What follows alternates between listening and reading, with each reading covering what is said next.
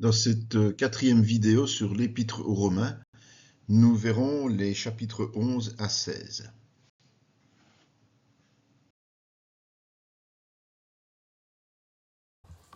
Voilà, nous arrivons au chapitre 11. Et donc on va voir quel est l'impact du rejet pour les Juifs et pour Israël. Au verset 1 à 5, nous avons « Je dis donc, Dieu a-t-il rejeté son peuple ?» Loi de là. « Car moi aussi je suis israélite de la postérité d'Abraham, de la tribu de Benjamin. Dieu n'a point rejeté son peuple qu'il a connu d'avance. Ne savez-vous pas que l'Écriture rapporte d'Élie comment il adresse à Dieu cette plainte contre Israël ? Seigneur, ils ont tué tes prophètes, ils ont renversé tes autels. Je suis resté moi seul, et ils cherchent à m'ôter la vie. Mais quelle réponse Dieu lui fait-il ?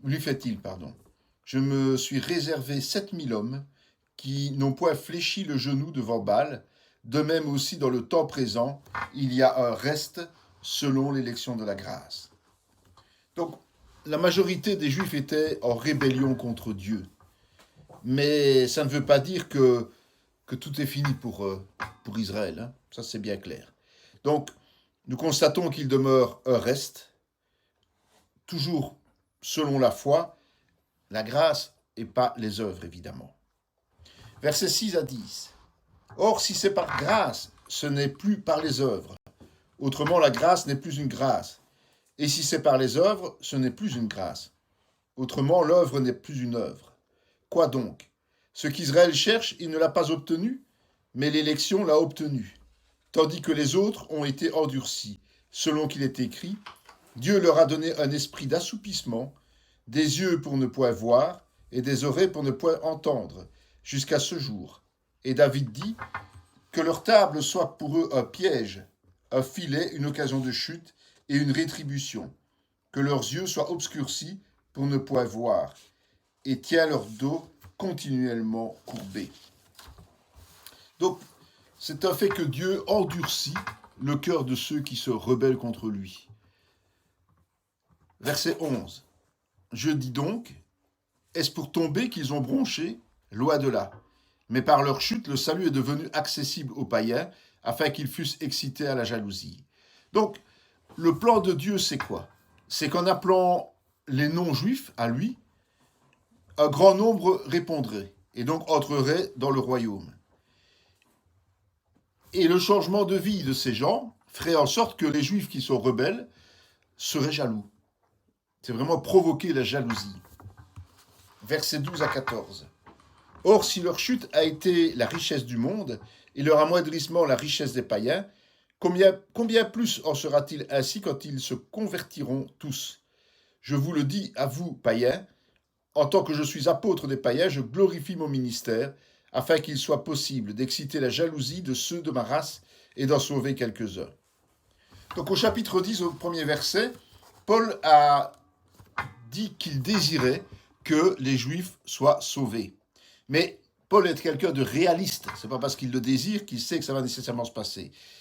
Alors, il espère qu'au moins un petit nombre, quelques-uns, soient jaloux et donc se tournent vers le Seigneur.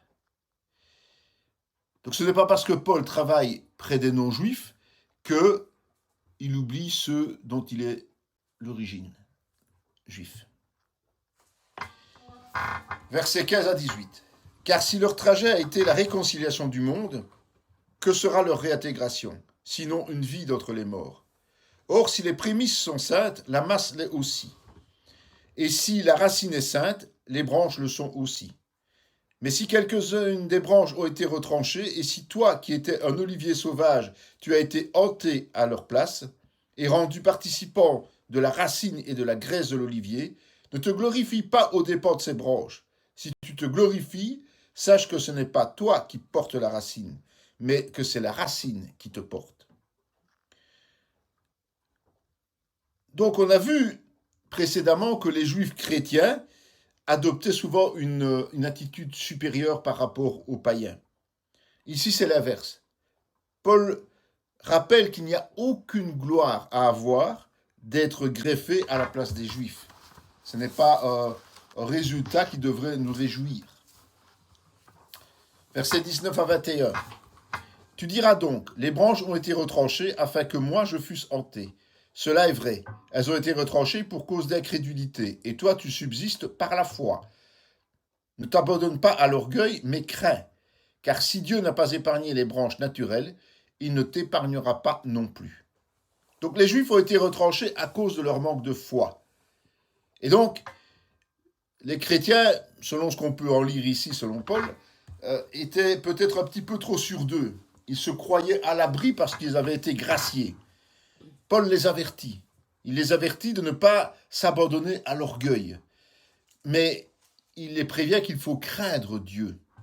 En effet, s'il a retranché ceux de son peuple élu, qui étaient rebelles à la foi, il pourrait très bien faire la même chose avec nous. Versets 22 et 23. Considère donc la bonté et la sévérité de Dieu. Sévérité envers ceux qui sont tombés, et bonté de Dieu envers toi, qui, si tu demeures ferme dans cette bonté. Autrement, tu seras aussi retranché. Eux de même, s'ils ne persistent pas dans l'incrédulité, ils seront hantés, car Dieu est tout-puissant pour les hanter de nouveau. Donc, ça veut dire que c'est celui qui vient à la foi. Donc, si les Juifs reviennent à la foi, eh bien Dieu les greffera à nouveau sur la racine. Versets 24 et 25.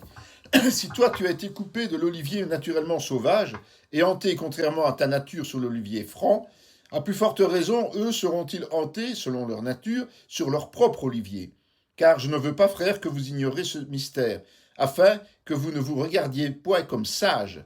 C'est qu'une partie d'Israël est tombée dans l'endurcissement jusqu'à ce que la totalité des païens soit entrée. Donc si Dieu a endurci le cœur d'une partie des Juifs pour accomplir ses plans, avec les non-juifs, donc avec nous, c'est momentané. Lorsque tous les chrétiens, non-juifs, seront entrés dans le royaume de Dieu, eh bien, il enlèvera l'endurcissement de cœur des Juifs. Versets 26 et 27. Et ainsi tout Israël sera sauvé, selon qu'il est écrit, le libérateur viendra de Sion, il détournera de Jacob les impiétés, et ce sera mon alliance avec eux, lorsque j'ôterai leurs péchés. Alors il faut faire attention à l'interprétation de ce verset-là, parce que le verset 26 laisserait entendre que tous les Juifs sont sauvés. C'est pas ça que ça veut dire. En fait, le texte dit que Israël sera sauvé, c'est-à-dire l'Israël qui sera présent au moment où les événements arriveront. Donc tout le reste de ceux qui ont vécu avant ne seront sauvés que par la foi, s'ils ont cru, sinon ils sont perdus. Donc on parle de la nation d'Israël à un moment précis de l'histoire. On ne parle pas des Israéliens dans leur ensemble, c'est-à-dire au travers du temps. On ne va pas lire tout le chapitre 12 de Zacharie, mais ce chapitre décrit le dernier siège contre Jérusalem. Donc c'est une prophétie qui n'est pas encore réalisée.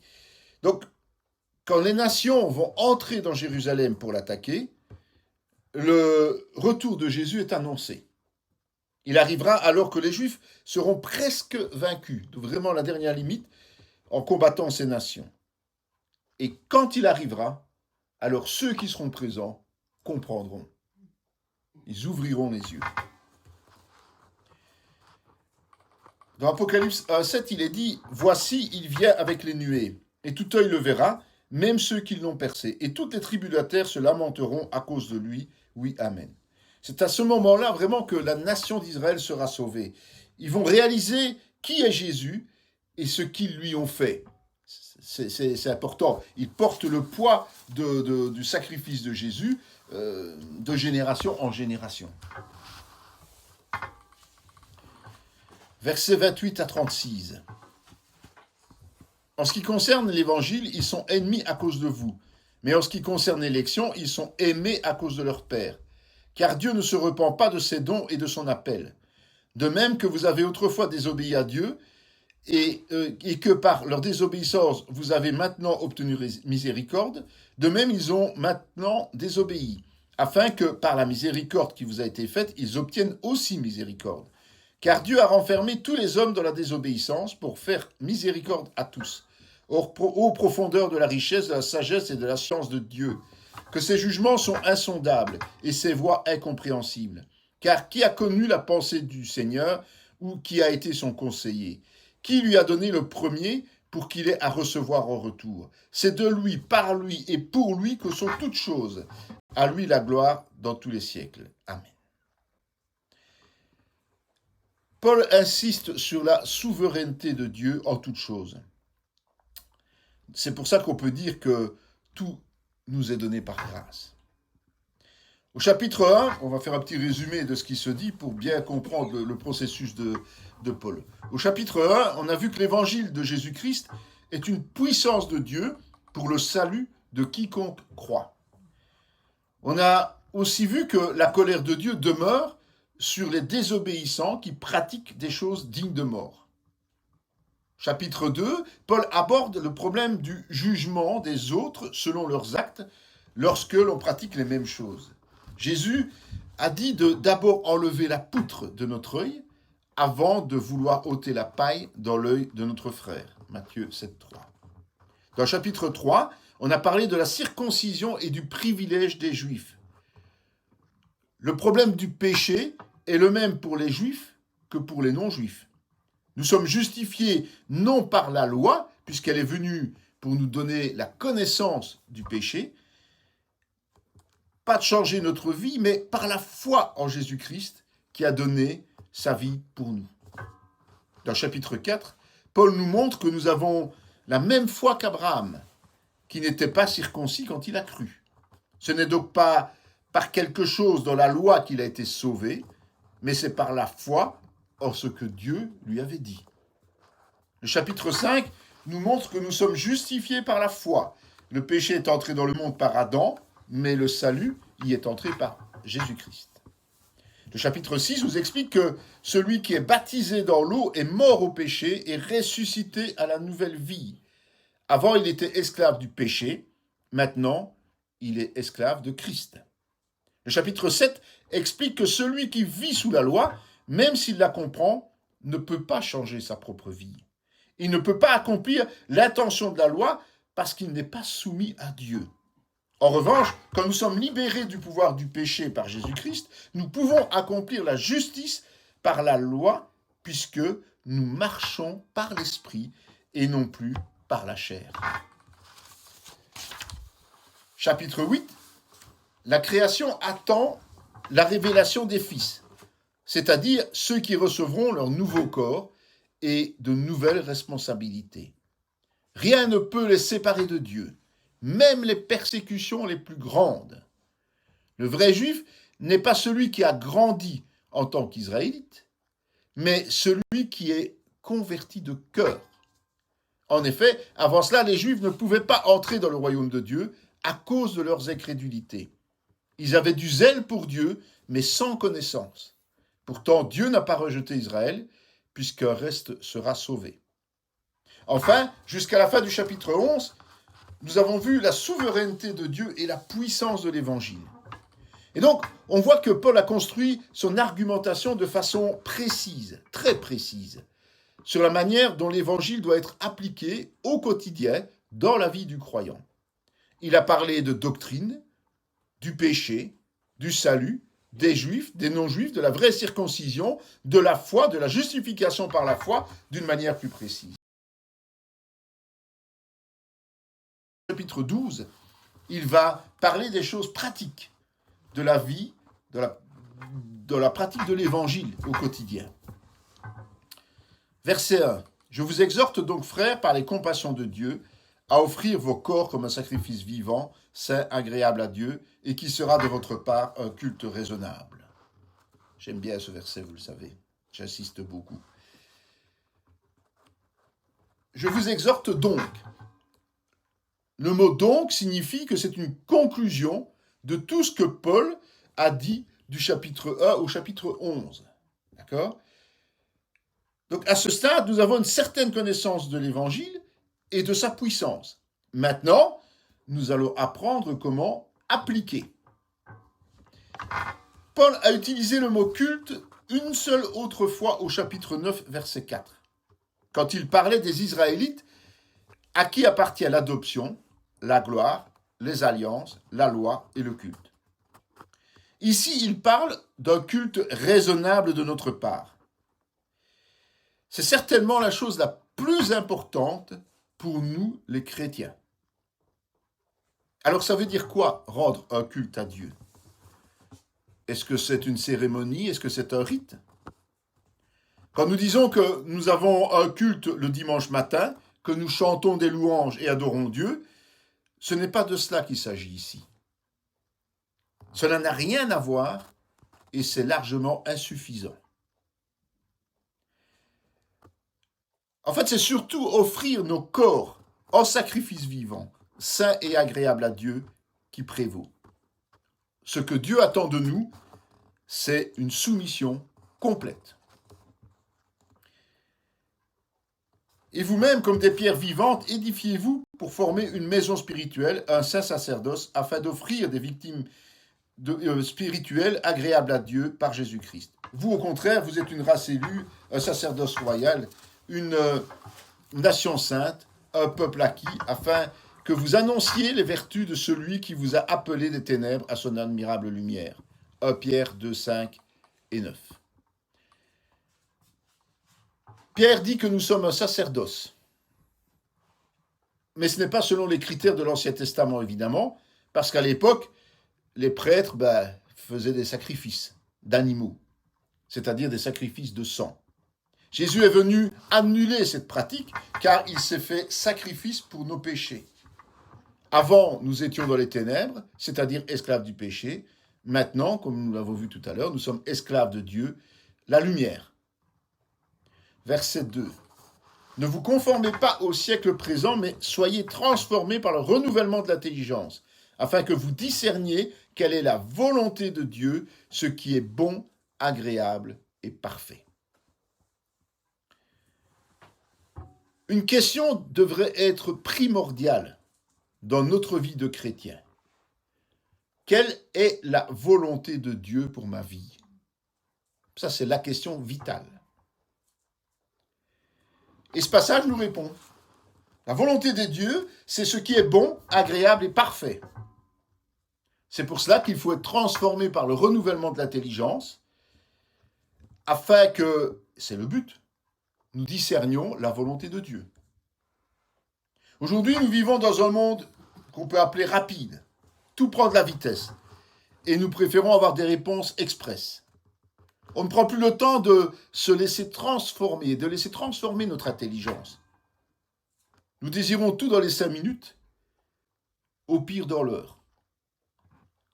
Jamais nous n'imaginons que ça peut durer des semaines, des mois et même des années. Paul, apôtre, aurait pu proposer de venir prier afin que les Romains connaissent la volonté de Dieu. Mais ce n'est pas ce qu'il a dit. Il a bien compris le problème. Le monde va tout faire pour que nous restions dans ce monde.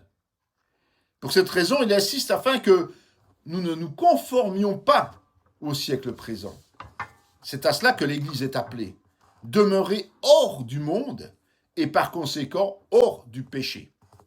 Et comment est-ce possible? Eh bien, par l'intelligence renouvelée, parce que nous pensons différemment. Versets 3 à 5. Par la grâce qui m'a été donnée, je dis à chacun de vous de n'avoir pas de lui-même une trop haute opinion, mais de revêtir des sentiments modestes, selon la mesure de foi que Dieu a répartie à chacun. Car, comme nous avons plusieurs membres dans un seul corps, et que tous les membres n'ont pas la même fonction, ainsi nous qui sommes plusieurs, nous formons un seul corps en Christ, et nous sommes tous membres les uns des autres. En premier lieu, il faut se garder de toute prétention, de toute ambition, et de vouloir être quelqu'un d'autre. C'est ce qui tue le plus de chrétiens, c'est cette prétention, les titres. Ensuite, nous devons être attentifs pour trouver notre fonction dans le corps de Christ. Qu'est-ce que Dieu attend de nous dans le corps de Christ? Et prions pour connaître la volonté de Dieu à ce sujet. Versets 6 à 8. Puisque nous avons des dons différents selon la grâce qui nous a été accordée, que celui qui a le don de prophétie l'exerce selon l'analogie de la foi, que celui qui est appelé au ministère s'attache à son ministère, que celui qui enseigne s'attache à son enseignement, et que celui qui exhorte à l'exhortation, que celui qui donne le fasse avec libéralité, que celui qui préside le fasse avec zèle, que celui qui pratique la miséricorde le fasse avec joie. Donc voilà, Paul ne fait pas référence aux dons spirituels et au ministère. Il en cite d'autres dans 1 Corinthiens 12, vous le savez. Mais il précise que quand nous en avons reçu un ou plusieurs, eh bien, il faut les exercer. Il faut les exercer d'une manière digne de Dieu. Sinon, ça ne sert pas à grand-chose. Verset 9. Que la charité soit sans hypocrisie, ayez le mal en horreur, attachez-vous fortement au bien. C'est très important ce qui est dit ici. Même en tant que chrétien, nous n'avons pas le pouvoir de dédaigner le mal, mais c'est possible uniquement par Jésus-Christ notre Seigneur. Et il en est de même pour le bien. Nous n'avons pas le pouvoir de nous y attacher fortement par nous-mêmes, mais uniquement par Christ. Verset 10, par amour fraternel, soyez pleins d'affection les uns pour les autres, par honneur, usez de prévenance réciproque.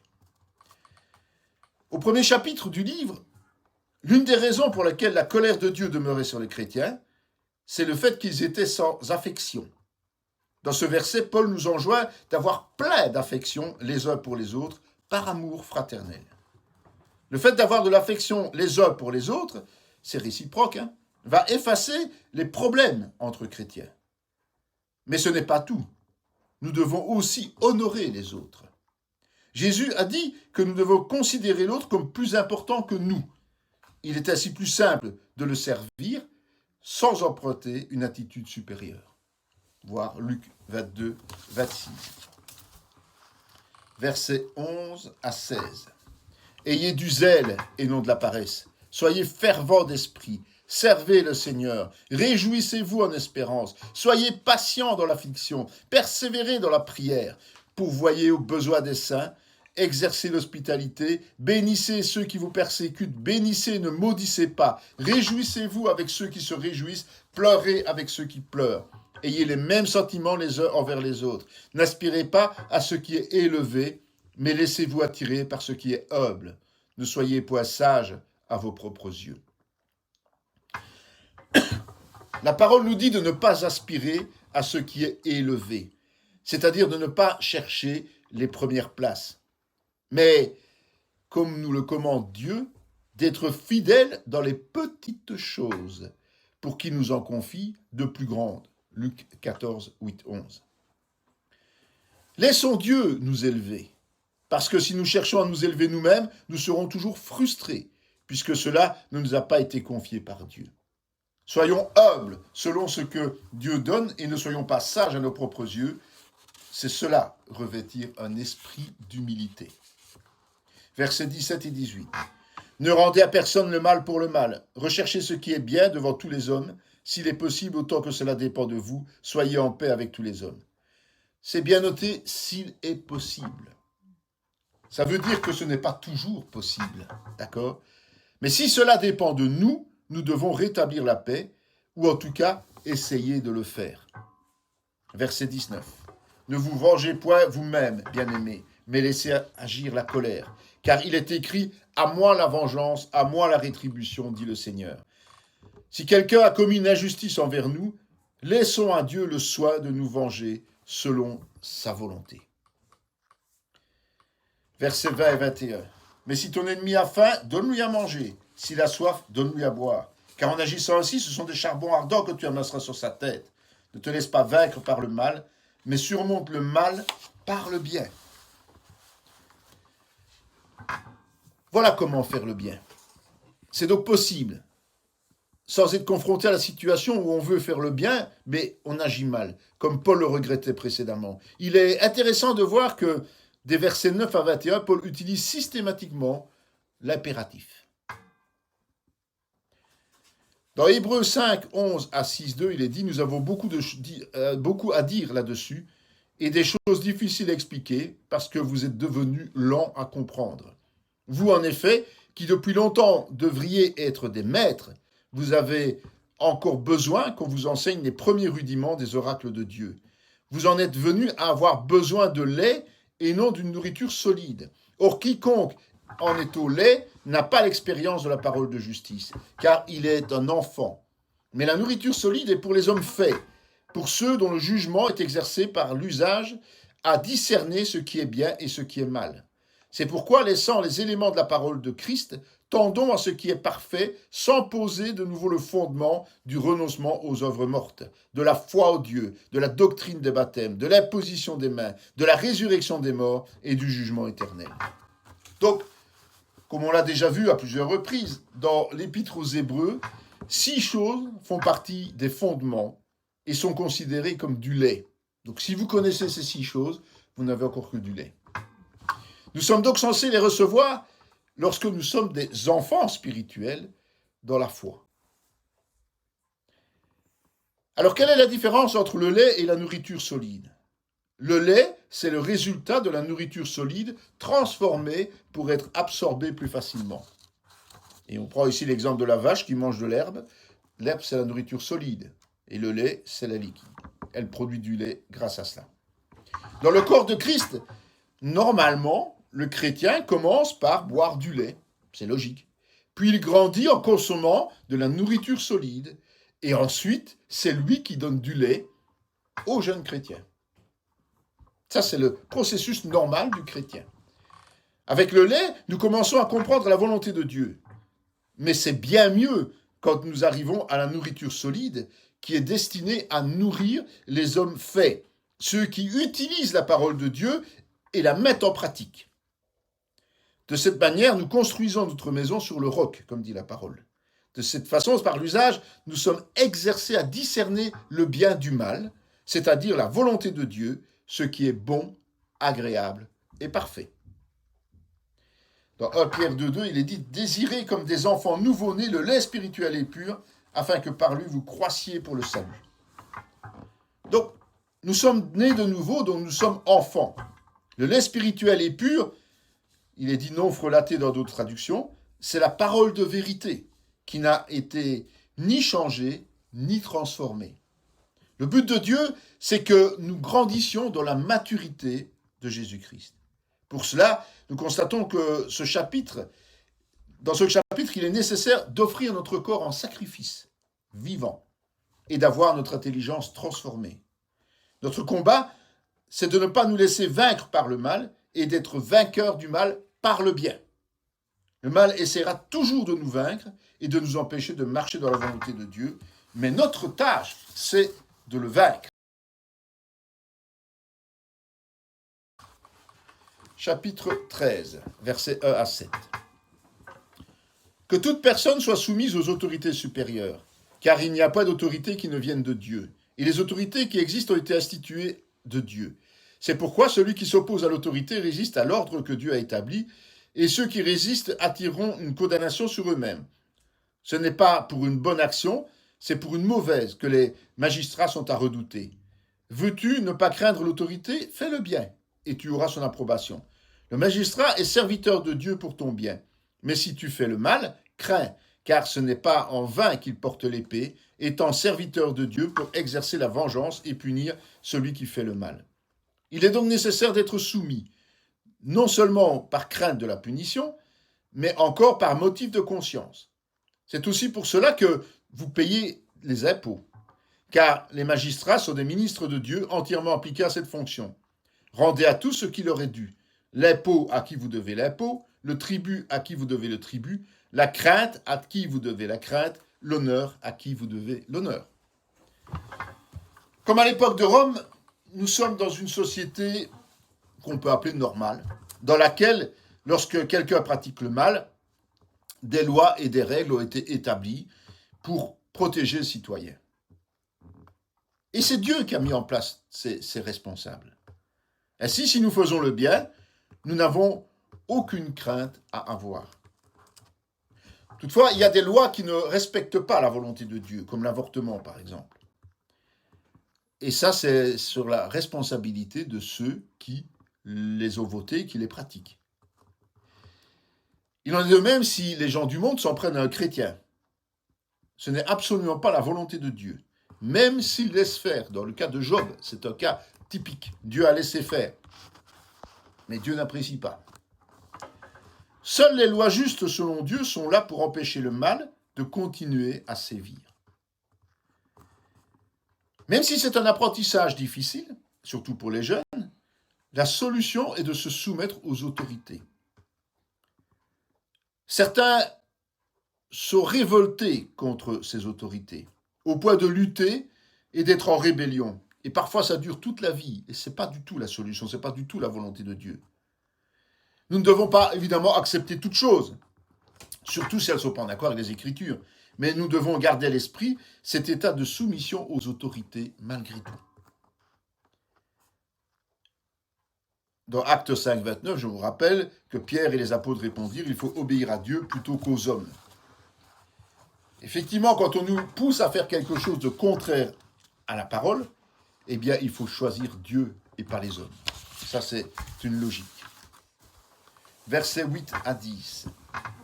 Ne devez rien à personne, si ce n'est de vous aimer les uns les autres, car celui qui aime les autres a accompli la loi. En effet, les commandements, tu ne commettras point d'adultère, tu ne tueras point, tu ne déroberas point, tu ne convoiteras point, et ceux qu'il peut encore y avoir se résument dans cette parole. Tu aimeras ton prochain comme toi-même. L'amour ne fait point de mal au prochain, l'amour est donc l'accomplissement de la loi. Comment accomplir la loi? En aimant les autres, puisque Jésus n'est pas venu pour l'abolir, mais pour l'accomplir. Matthieu 5, 17. La loi morale reste bien active aujourd'hui. Aimer Dieu, c'est le premier commandement, n'oublions pas. Ensuite vient le second qui consiste à aimer notre prochain. Cela se retrouve dans Matthieu 22, 36 à 40. C'est exactement ce que dit ce passage aussi. Que veut dire aimer son prochain? Ça veut dire ne pas commettre de péché avec et ou à l'encontre de l'autre. Dans son sermon sur la montagne, Jésus a précisé notamment au sujet du meurtre et de l'adultère que le seul fait d'y penser par convoitise ou envie, c'est déjà péché. Matthieu 5. C'est dans la manière d'agir que l'on voit le véritable sens de l'amour du prochain. Lorsque nous aimons notre prochain, nous accomplissons la loi et par conséquent le but de Dieu. Nous n'avons pas que la possibilité, mais nous avons surtout la puissance pour accomplir la loi. Versets 11 à 14.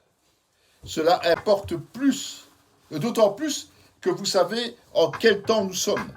C'est l'heure de vous réveiller enfin du sommeil, car maintenant le salut est plus près de nous que lorsque nous avons cru. La nuit est avancée, le jour approche. Dépouillons-nous des œuvres des ténèbres et revêtons les armes de la lumière. Marchons honnêtement, comme en plein jour, loin des excès et de l'ivrognerie, de la luxure et de l'impudicité, des querelles et des jalousies. Mais revêtez-vous du Seigneur Jésus et n'ayez pas soin de la chair pour en satisfaire les convoitises. Pour Paul, il y a urgence à marcher dans la lumière en se dépouillant et en se tenant à l'écart des œuvres mauvaises. La façon d'y parvenir est de maîtriser notre chair en donnant les rênes de notre vie à Jésus. Nous sommes au chapitre 14, versets 1 à 3. Faites accueil à celui qui est faible dans la foi. Ne discutez pas sur les opinions. Tel croit pouvoir manger de tout, tel autre qui est faible ne mange que des légumes. Que celui qui mange ne méprise point celui qui ne mange pas, et que celui qui ne mange pas ne juge point celui qui mange, car Dieu l'a accueilli. Donc c'est clair que c'est Dieu qui sauve. Et donc la foi est personnelle. Et ça entraîne des niveaux de consécration qui peuvent être différents et des niveaux de compréhension qui sont différents. Et quelles que soient nos convictions, nous sommes amenés à respecter en tenant compte de l'œuvre de Christ accomplie pour chacun. Qui es-tu, verset 4, toi qui juges un serviteur d'autrui? S'il se tient debout ou s'il tombe, cela regarde son maître. Mais il se tiendra debout, car le Seigneur a le pouvoir de l'affermir. Donc Paul a reproché aux Corinthiens de se disputer sur une chose particulière, les apparences. Alors que tout chrétien n'a qu'un seul maître, c'est Jésus. 1 Corinthiens 1, 11, 17. Donc Dieu seul connaît réellement ses brebis, et lui seul a la capacité de les affermir toutes.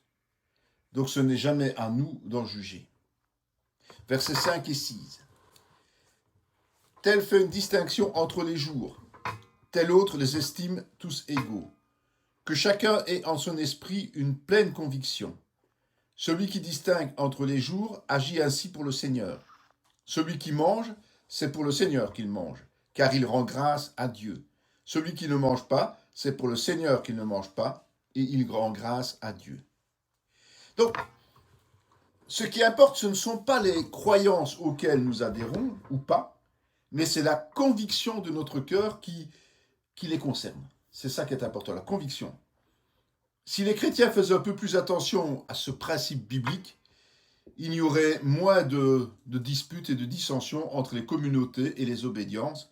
Chacune respecterait les différences de base. Évidemment, le principe, c'est que ça ne peut pas être des différences qui enfreignent la doctrine.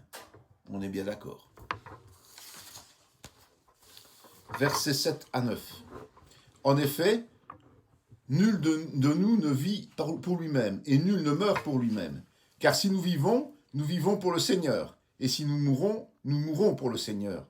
Soit donc que nous vivions, soit que nous mourions, nous sommes au Seigneur. Car Christ est mort et il a vécu, afin de dominer sur les morts et sur les vivants. Donc, notre objectif prioritaire en tant que chrétien, c'est de vivre pour et par Christ, parce que c'est lui qui a payé de sa vie le prix de nos péchés. Versets 10 à 13. Mais toi, pourquoi juges-tu ton frère? Ou toi, pourquoi méprises-tu ton frère? Puisque nous comparaîtrons tous devant le tribunal de Dieu. Car il est écrit, « Je suis vivant, dit le Seigneur, tout genou fléchira devant moi, et toute langue donnera gloire à Dieu. Ainsi chacun de nous rendra compte à Dieu pour lui-même. Ne nous jugeons donc plus les uns les autres, mais pensez plutôt à ne rien faire qui soit pour votre frère une pierre d'achoppement ou une occasion de chute. » Donc le jugement, on le sait, appartient à Dieu, pas aux hommes. Même si Jésus a instauré la discipline à faire respecter dans l'Église en interpellant ceux qui pêchent. Matthieu 18, 15, 17. Ce n'est pas une contradiction. Veiller sur nos frères en les exhortant à se repentir leur évite souvent de chuter. Mais ce n'est en aucun cas une condamnation définitive. Parce que la déclaration de condamnation définitive n'appartient qu'à Dieu seul, au temps venu.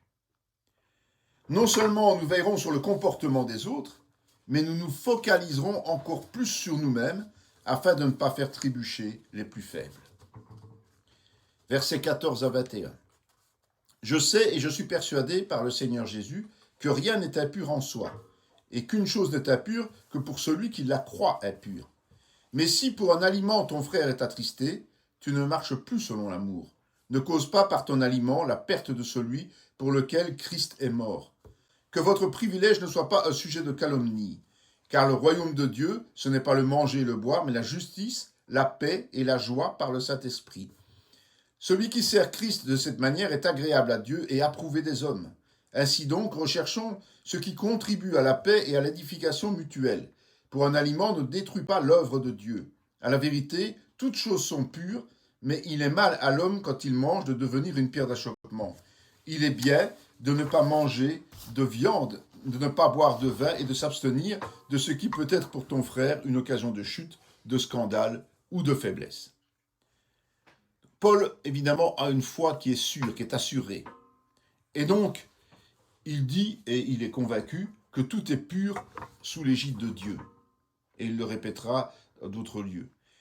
C'est une conviction juste, mais il ne faut pas cacher par cette conviction la faiblesse des autres et les amener à se détourner de Dieu. Donc, quelle que soit notre position justifiable devant Dieu, on doit d'abord chercher la paix avec le plus grand nombre en ne manifestant pas celle-ci de manière outrageuse vis-à-vis des plus faibles. C'est ça mener une vie spirituelle conforme à Dieu. Versets 22 à 24 et 24. Cette foi que tu as, garde-la pour toi devant Dieu. Heureux celui qui ne se condamne pas lui-même dans ce qu'il approuve. Mais celui qui a des doutes au sujet de ce qu'il mange est condamné parce qu'il n'agit pas par conviction. Tout ce qui n'est pas le produit d'une conviction est péché. Donc la foi, on l'a dit, est personnelle et intime. Et donc, elle induit d'agir exclusivement par conviction, c'est-à-dire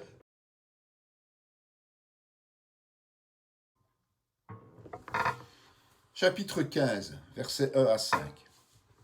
Nous qui sommes forts, nous devons supporter les faiblesses de ceux qui ne le sont pas et ne pas nous complaire en nous-mêmes. Que chacun de nous complaise au prochain pour ce qui est bien en vue de l'édification.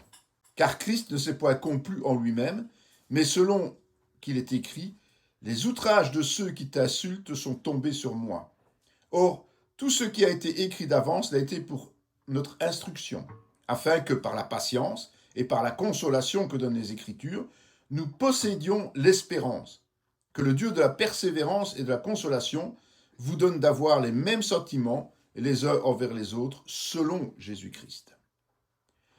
Donc le corps de Christ fonctionne en permanence avec des chrétiens, ça c'est pas nouveau, mais il y a des chrétiens forts et il y a des chrétiens faibles.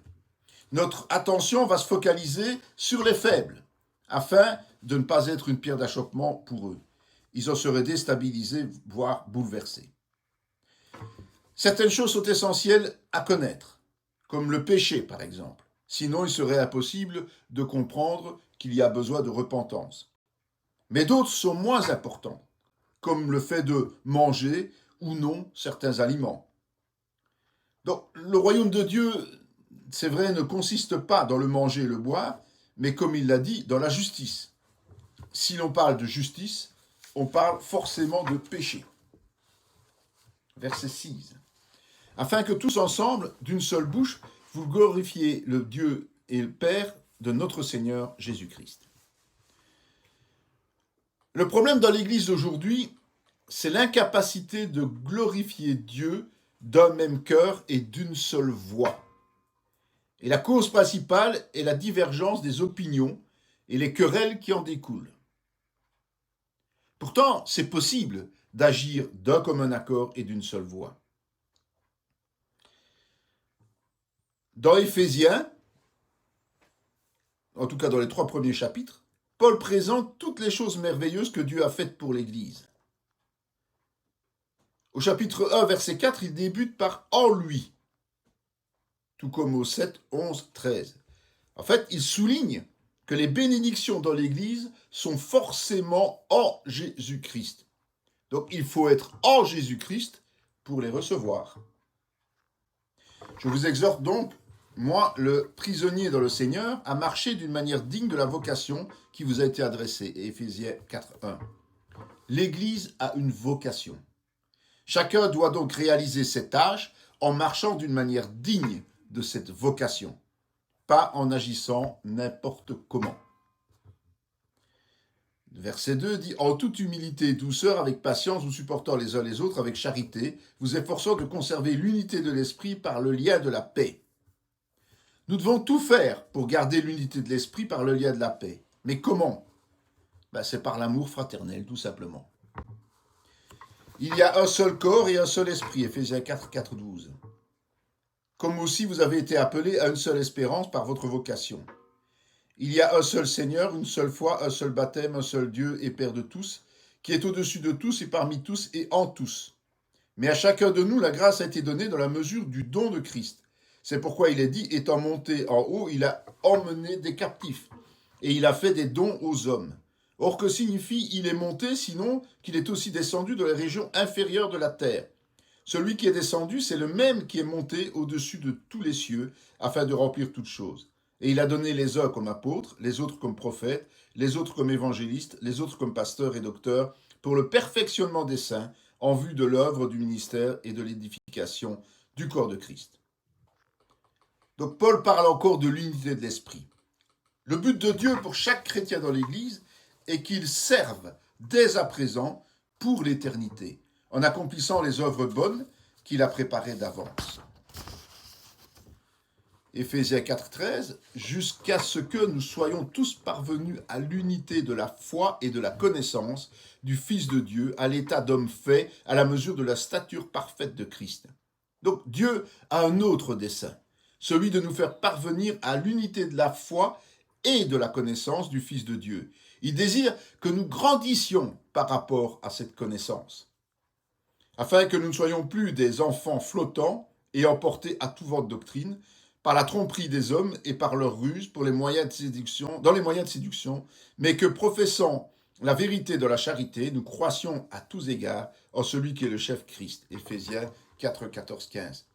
Le résultat, c'est que l'Église doit arriver à la compréhension de la saine doctrine. C'est vraiment l'essentiel pour l'Église, au sens large. Souvent, les divisions sont causées par des problèmes de fausses doctrines. Mais ces fausses doctrines ne peuvent plus nous balloter comme des enfants mal affermis parce que nous grandissons en Christ. Donc on ne doit plus se laisser piéger par cela.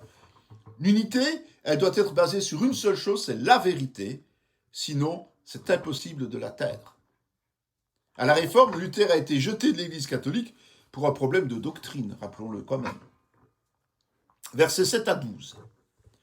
Accueillez-vous donc les uns les autres comme Christ vous a accueillis pour la gloire de Dieu.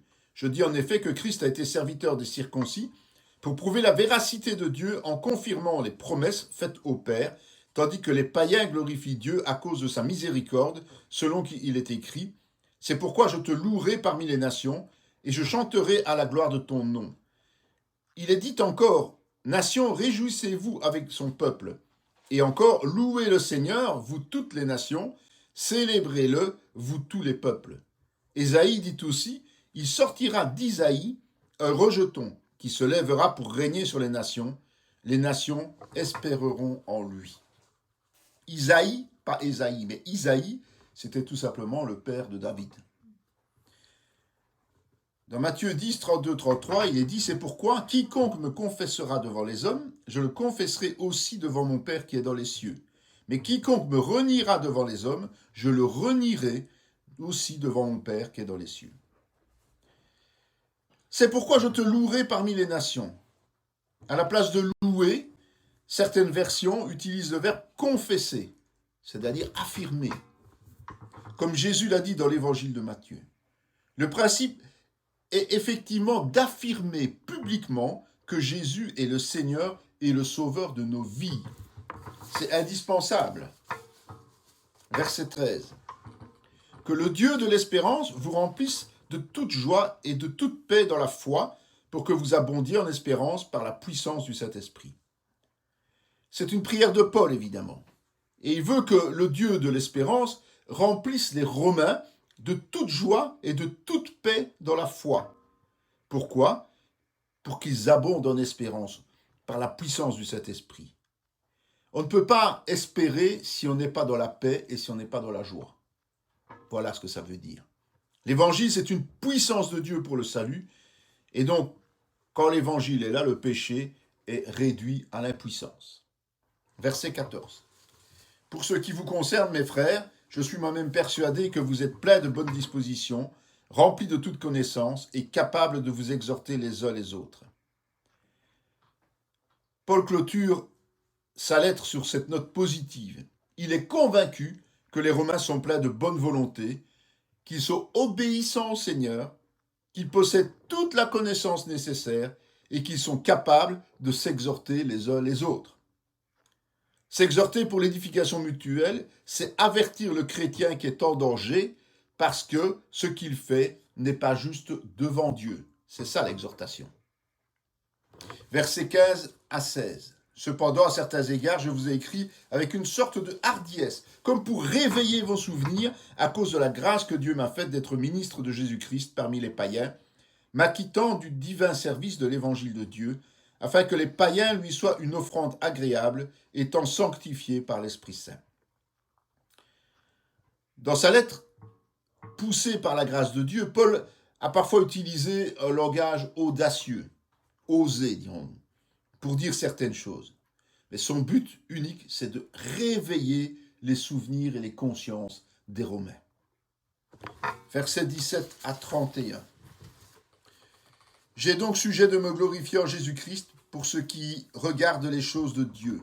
Car je n'oserais mentionner aucune chose que Christ n'ait pas faite par moi pour amener les païens à l'obéissance, par la parole et par les actes, par la puissance des miracles et des prodiges, par la puissance de l'Esprit de Dieu, en sorte que depuis Jérusalem et les pays voisins jusqu'en Illyrie, j'ai abondamment répandu l'évangile de Dieu, et je me suis fait honneur d'annoncer l'évangile là où Christ n'avait point été nommé, afin de ne pas bâtir sur le fondement d'autrui, selon qu'il est écrit, ceux à qui il n'avait point été annoncé verront, et ceux qui n'en avaient point entendu parler comprendront. C'est ce qui m'a souvent empêché d'aller vers vous.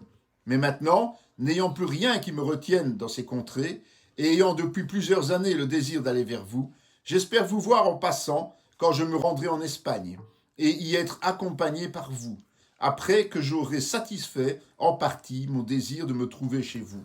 Présentement, je suis à Jérusalem pour le service des saints, car la Macédoine et l'Achaïe ont bien voulu s'imposer une contribution en faveur des pauvres parmi les saints de Jérusalem.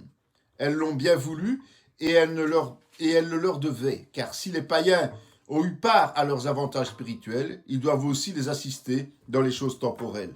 Dès que j'aurai terminé cette affaire et que je leur aurai remis ces dons, je partirai pour l'Espagne et passerai chez vous. Je sais qu'en allant vers vous, c'est avec une pleine bénédiction de Christ que j'irai. Je vous exhorte, frères, par notre Seigneur Jésus-Christ et par l'amour de l'Esprit, à combattre avec moi, en adressant à Dieu des prières en ma faveur, afin que je sois délivré des incrédules de la Judée et que les dons que je porte à Jérusalem soient agréés des saints. Amener les païens à l'obéissance, obéissance de la foi évidemment, se fait par la parole et par les œuvres. Les chrétiens non juifs ont reçu l'évangile par les chrétiens juifs. Donc, selon la logique de Paul, nous devons les assister dans les choses matérielles. Paul avait un vif désir, après avoir été porté la collecte aux chrétiens pauvres de Jérusalem, de rendre visite aux Romains en se rendant en Espagne. Évidemment, ça ne s'est pas passé comme ça, puisque Paul a été arrêté à Jérusalem et emmené à Rome dans les chaînes. Paul exhorte encore ses frères de Rome à adresser des prières à Dieu, et à personne d'autre, rappelons-le quand même, en sa faveur. C'est Dieu qui a instauré cette communion unique à travers la prière après la chute. Ce qui est un privilège pour nous. La prière est un privilège, n'oublions pas. Paul fait aussi état des incrédules de Judée. Il sait qu'à Jérusalem, il sera confronté à eux et qu'il subira leur opposition. Donc il demande l'intercession en sa faveur pour en être délivré. Versets 32 et 33. En sorte que j'arrive chez vous avec joie, et si c'est la volonté de Dieu, et que je jouisse au milieu de vous de quelque repos. Que le Dieu de paix soit avec vous tous. Amen. Donc, ce que Paul fait, c'est rechercher la volonté de Dieu et le plan qu'il a élaboré.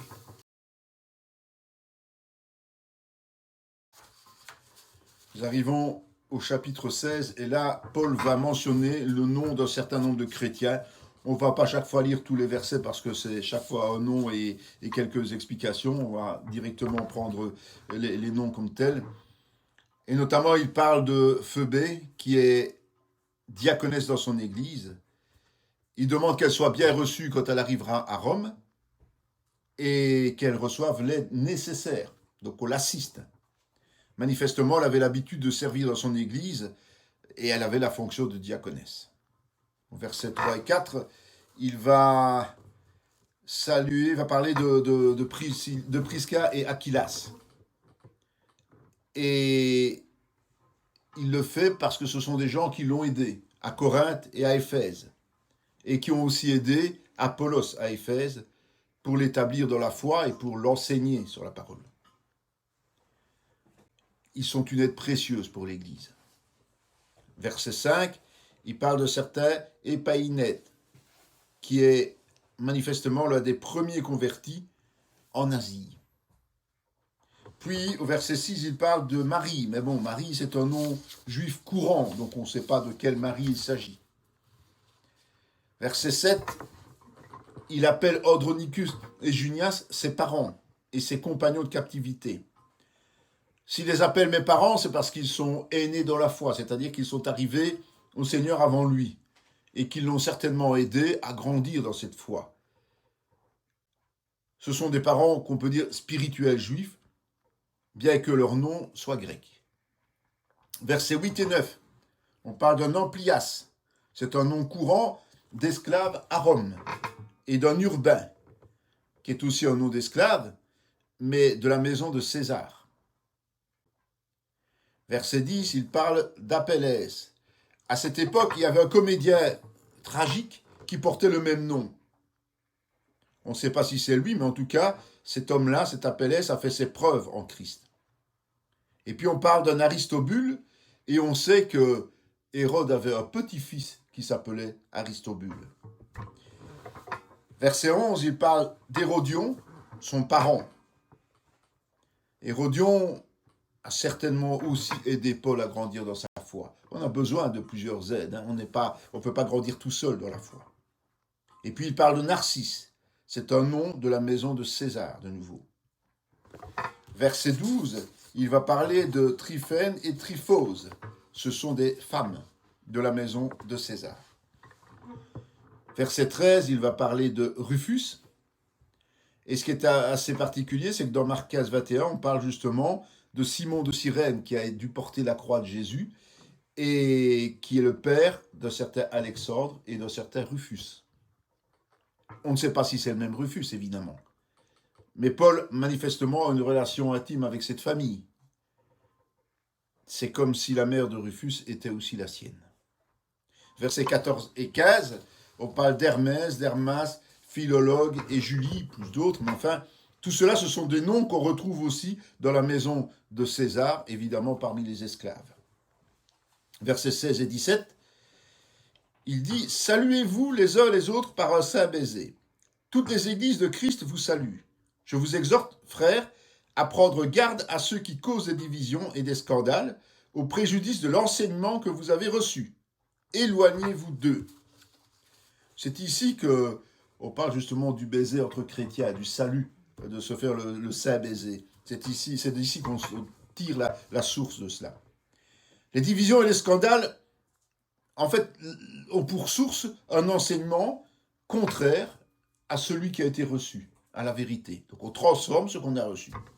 Donc il faut impérativement comprendre que la saine doctrine, il faut absolument comprendre, la saine doctrine et avoir une bonne connaissance de la parole de Dieu.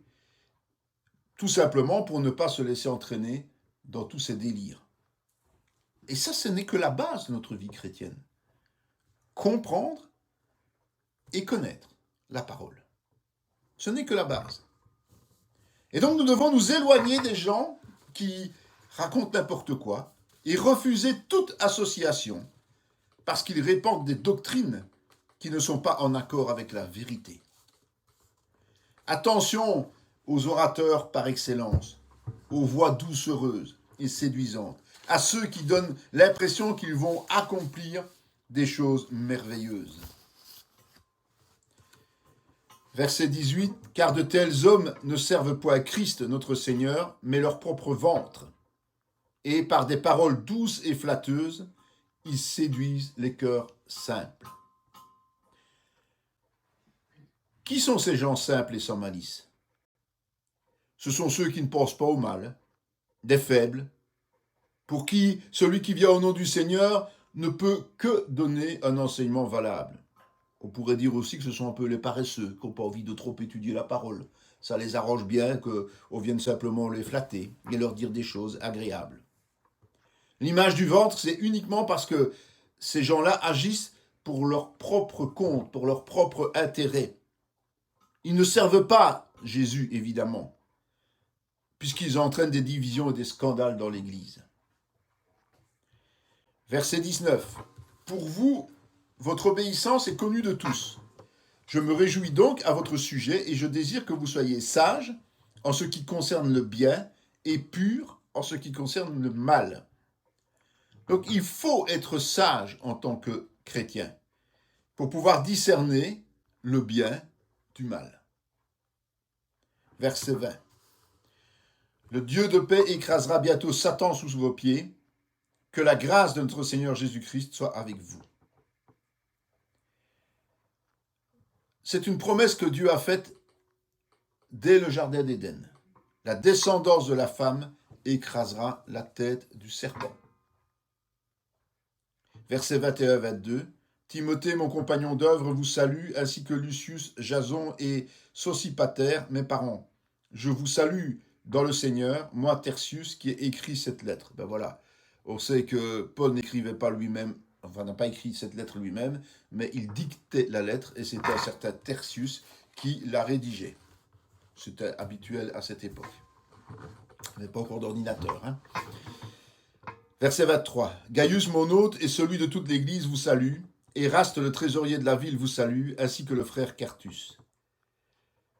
On pense qu'à ce moment-là, Paul était à Corinthe, ou en tout cas était quitté Corinthe, ou allait quitter Corinthe, lorsqu'il a dicté la lettre. Parce que le trésorier de la ville était connu pour être chrétien. Voilà. Ce n'est pas une certitude, c'est une pensée. Versets 24 à 27. Que la grâce de notre Seigneur Jésus-Christ soit avec vous tous. Amen. À celui qui peut vous affermir selon mon évangile et la prédication de Jésus-Christ, conformément à la révélation du mystère caché pendant des siècles, mais manifesté maintenant par les écrits des prophètes, d'après l'ordre du Dieu éternel, et porté à la connaissance de toutes les nations, afin qu'elles obéissent à la foi à Dieu, seul sage, soit la gloire au siècle des siècles par Jésus-Christ. Amen. Donc Dieu a mis en place ses projets, ses desseins, avant même la création. Même le plan du salut a déjà été mis en place avant la création. Et ce mystère a été tenu secret dès l'origine des temps, puis révélé par les prophètes, et puis s'est manifesté aujourd'hui dans la personne de Jésus-Christ, qui est mort pour nos péchés et ressuscité. Et donc l'évangile est aujourd'hui annoncé dans le monde entier. Notre tâche, c'est de témoigner du message de la bonne nouvelle. Le but est de le porter à la connaissance de toutes les nations pour qu'elles obéissent à la foi. Si nous avons l'obéissance de la foi, nous grandirons dans la maturité en Jésus-Christ. Mais pour cela, il faut avoir la connaissance, raison pour laquelle Paul a écrit cette lettre aux Romains.